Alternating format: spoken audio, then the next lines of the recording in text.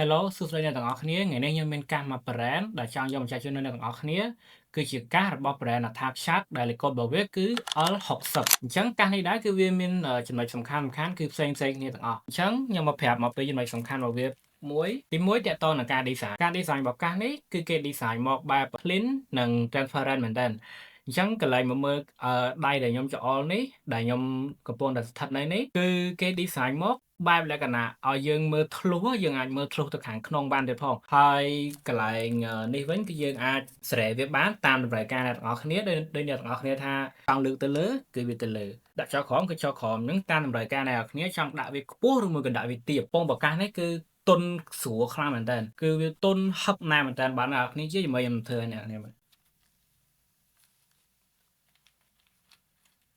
ខ្ញុំបានតាហើយគឺកាសនេះគឺពងវាទន់ហឹបណែនអត់មានឮសលេងខ្យល់រំខានញ៉ៃញ៉ៃវាមកចូលក្នុងត្រចៀកយើងអីទេគឺវាហឹបណែនតែម្ដងហើយកាសនេះដែរគឺវាមានទម្ងន់របស់វាគឺ250ក្រាមគឺវាមិនធ្ងន់ពេកមិនស្រាលពេកអាចទាំងអស់គ្នាអាចយកទៅ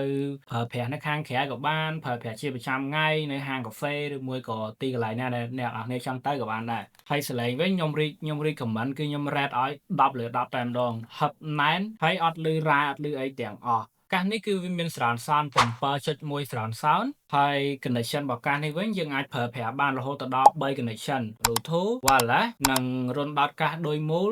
3.5 mm ទៀតផងនៅកន្លែងនេះគឺយើងមានប៊ូតុងកំណត់លើ microphone ស្រេតម្លើងបន្ថយសំឡេងរបស់បទចម្រៀងឬមួយក៏យើងខាបទចម្រៀងទៅមួយអញ្ចឹងណាហើយកន្លែងនេះគឺប៊ូតុងបិទបើកឱកាសហ្នឹងតែម្ដងមួយទៀតខ្ញុំភ្លេចប្រាប់កាសនេះក៏មានភ្ជាប់ជាមួយនឹង microphone ដែរអញ្ចឹងខ្ញុំដាក់ឲ្យអ្នកនរគ្នាមើលនេះគឺជា microphone របស់វាយើងដោតចូលនៅរហូតនេះទៅអញ្ចឹង microphone នេះគឺយើងអាចបត់បែនបានតម្រូវការរបស់អ្នកនរគ្នាមកបើអ្នកនរគ្នាចង់បានចិត្តមាត់ក៏បានឆ្ងាយមាត់ក៏បានតែវាស្រូបសំឡេងទៅតែម្ដងបន្ទាប់មកពីកាសយើងនឹងទទួលបាននៅសម្ភារៈមួយចំនួនដូចជាម៉ៃចំនួន1រុនដោតក្បាលមូល 3.5 mm ចំនួន1ខ្សែសាកថ្មចំនួន1ដុំ receiver ចំនួន1និងចុងក្រោយគេនោះគឺសៀវភៅណានចំនួន1អញ្ចឹងកាសមួយ model ខាងមុខនេះគឺមានតម្លៃត្រឹមតែ